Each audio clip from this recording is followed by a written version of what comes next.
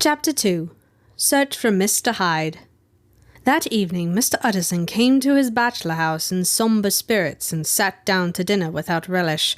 It was his custom of a Sunday, when this meal was over, to sit close by the fire, a volume of some dry divinity on his reading desk, until the clock of the neighbouring church rang out the hour of 12, when he would go soberly and gratefully to bed. On this night, however, as soon as the cloth was taken away, he took up a candle and went into his business room. There he opened his safe, took from the most private part of it a document endorsed on the envelope as Dr. Jekyll's will, and sat down with a clouded brow to study its contents. The will was a holograph, for Mr. Utterson, though he took charge of it now that it was made, had refused to lend the least assistance in the making of it. It provided not only that, in case of the decease of Henry Jekyll, M.D., D.C.L., LL.D., F.R.S., etc., all his possessions were to pass into the hands of his, quote, friend and benefactor Edward Hyde, end quote. But that in the case of Dr. Jekyll's, quote, disappearance or unexplained absence for any period exceeding 3 calendar months, end quote, the said Edward Hyde should step into the said Henry Jekyll's shoes without further delay and free from any burthen or obligation beyond the payment of a few small sums to the members of the doctor's household. This document had long been the lawyer's eyesore. It offended him both as a lawyer and as a lover of the sane and customary sides of life, to whom the fanciful was the immodest. And hitherto it was his ignorance of Mr. Hyde that had swelled his indignation. Now by sudden turn it was his knowledge. It was already bad enough when the name was but a name of which he could learn no more. It was worse when it began to be clothed upon with detestable attributes, and out of the shifting, insubstantial mists that had so long baffled his eye, there leaped upon the sudden definite presentiment of a fiend. "I thought it was madness," he said, as he replaced the obnoxious paper in the safe, "and now I begin to fear it is disgrace."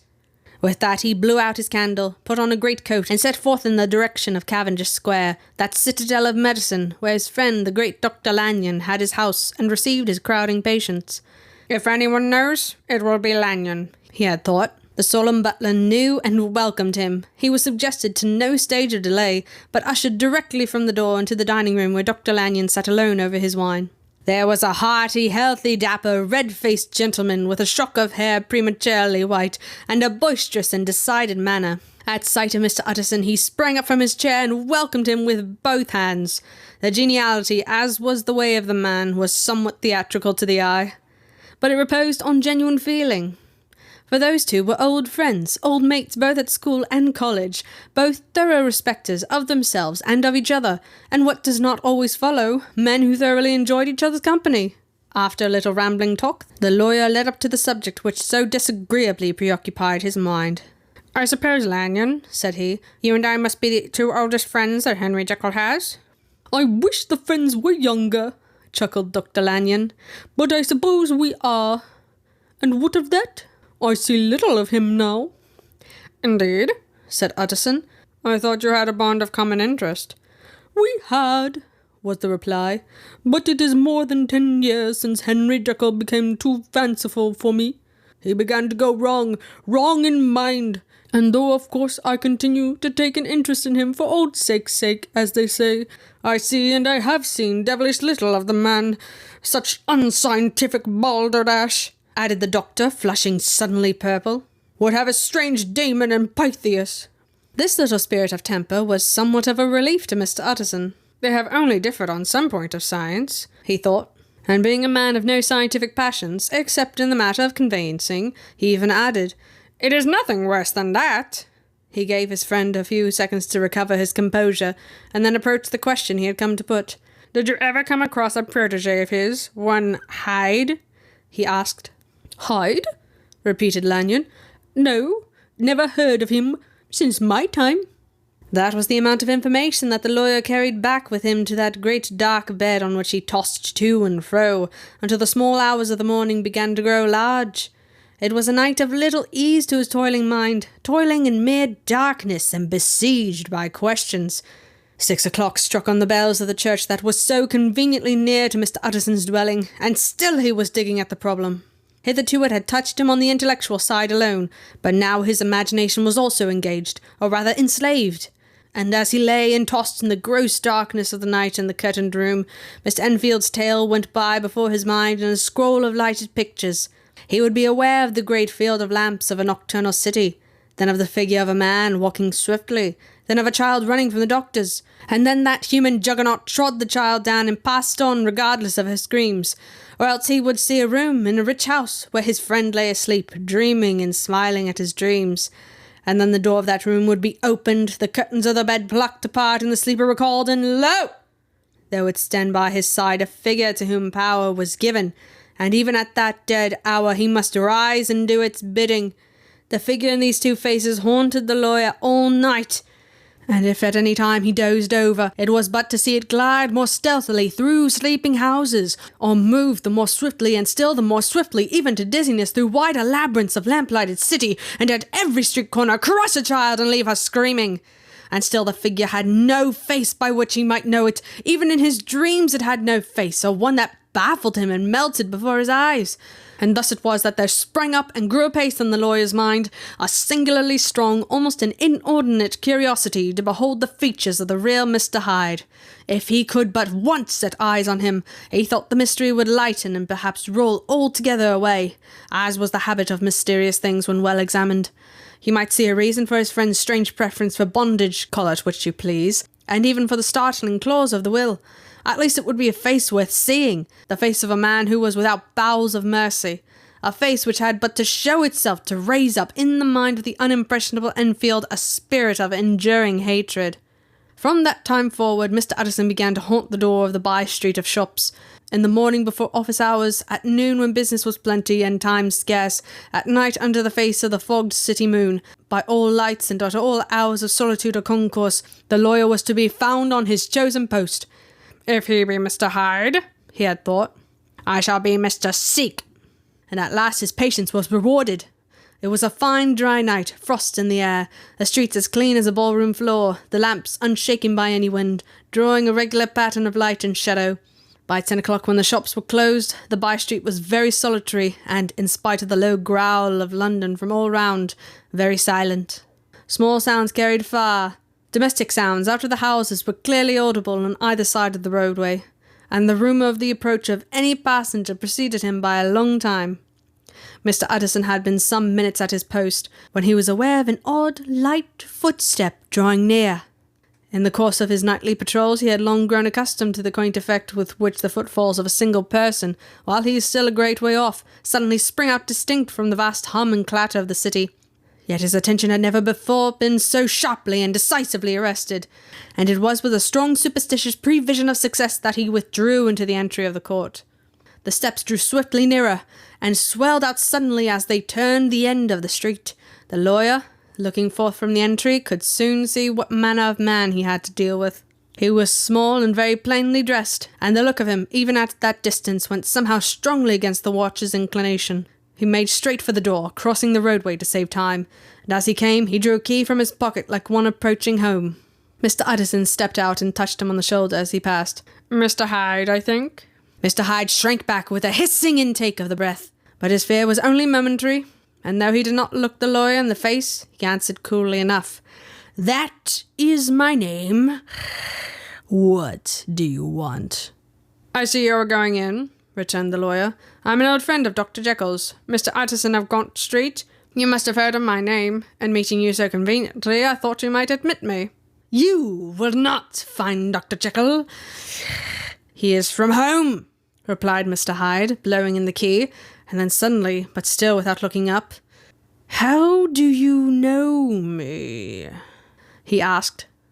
On your side, said Mr. Utterson. Will you do me a favour? With pleasure, replied the other. What shall it be? Will you let me see your face? Asked the lawyer. Mr. Hyde appeared to hesitate, and then, as if upon some sudden reflection, fronted about with an air of defiance, and the pair stared at each other pretty fixedly for a few seconds. Now I shall know you again, said Mr. Utterson. It may be useful.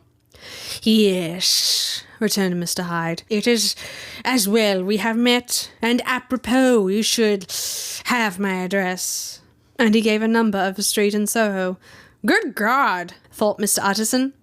Can he, too, have been thinking of the will? But he kept his feelings to himself, and only grunted in acknowledgment of the address. "And now," said the other, "how did you know me?" "By description," was the reply. "Whose description?" "We have common friends," said Mr. Utterson. "Common friends," echoed Mr. Hyde, a little hoarsely. "Who are they?" "Jekyll, for instance," said the lawyer. "He never told you," cried Mr. Hyde with a flush of anger. "I did not think that you would have lied." "Come," said Mr. Utterson, "that is not fitting language." The other snarled aloud into a savage laugh, and the next moment, with extraordinary quickness, he had unlocked the door and disappeared into the house. The lawyer stood a while when Mr. Hyde had left him, the picture of disquietude. Then he began slowly to mount the street, pausing every step or two and putting his hand to his brow like a man in mental perplexity. The problem he was thus debating as he walked was one of a class that is rarely solved. Mr. Hyde was pale and dwarfish. He gave an impression of deformity without any nameable malformation. He had a displeasing smile. He had borne himself to the lawyer with a sort of murderous mixture of timidity and boldness, and he spoke with a husky, whispering, and somewhat broken voice. All these were points against him, but not all of these together could explain the hitherto unknown disgust, loathing, and fear with which Mr. Utterson regarded him. "There must be something else," said the perplexed gentleman. "There is something more. If I could find a name for it, God bless me, the man seems hardly human. Something troglodytic, shall we say? Or can it be the old story of Dr. Fell? Or is it the mere radiance of a foul soul that thus transpires through and transfigures its clay continent? The last, I think. For, oh, my poor old Harry Jekyll, if ever I read Satan's signature upon her face, it is on that of your new friend." Round the corner from the by-street there was a square of ancient handsome houses, now for the most part decayed from their high estate and let in flats and chambers to all sorts of conditions of men, map engravers, architects, shady lawyers, and the agents of obscure enterprises.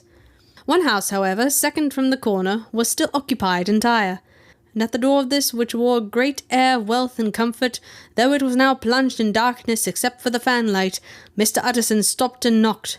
A well-dressed elderly servant opened the door. "Is Dr. Jekyll at home, Poole?" asked the lawyer. "I will see Mr. Utterson," said Poole, admitting the visitor as he spoke into a large, low-roofed, comfortable hall paved with flags, warmed, after the fashion of a country house, by a bright open fire and furnished with costly cabinets of oak. "Will you wait here by the fire, sir? Or shall I give you a light in the dining-room?"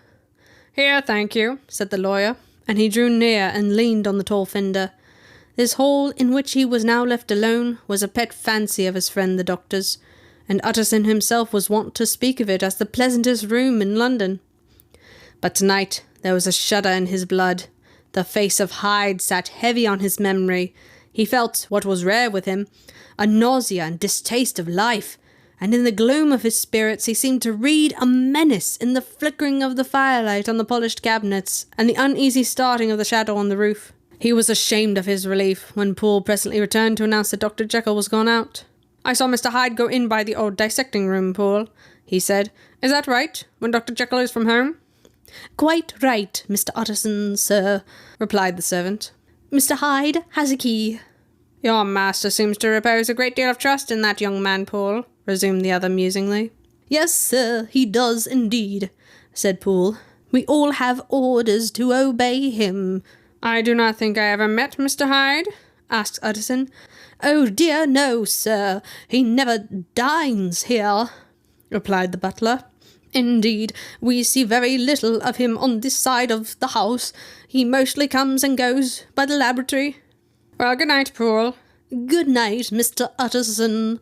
And the lawyer set out homeward with a very heavy heart. "Poor Harry Jekyll," he thought. "My mind misgives me he is in deep waters. He was wild when he was young, a long while ago to be sure, but in the law of God there is no statute of limitations. Aye, it must be that, the ghost of some old sin, the cancer of some concealed disgrace, punishment coming, Peggy Claudio, years after memory has forgotten and self-love condoned the fault." And the lawyer, scared by the thought, brooded a while on his own past, groping in all the corners of memory, lest by chance some jack-in-the-box of an old iniquity should leap to light there. His past was fairly blameless. Few men could read the roles of their life with less apprehension. Yet he was humbled to the dust by the many ill things he had done, and raised up again into a sober and fearful gratitude by the many he had come so near to doing, yet avoided. And then by a return on his former subject, he conceived a spark of hope. This Master Hyde, if he were studied, thought he, must have secrets of his own, black secrets by the look of him, secrets compared to which poor Jekyll's wasts would be like sunshine. Things cannot continue as they are.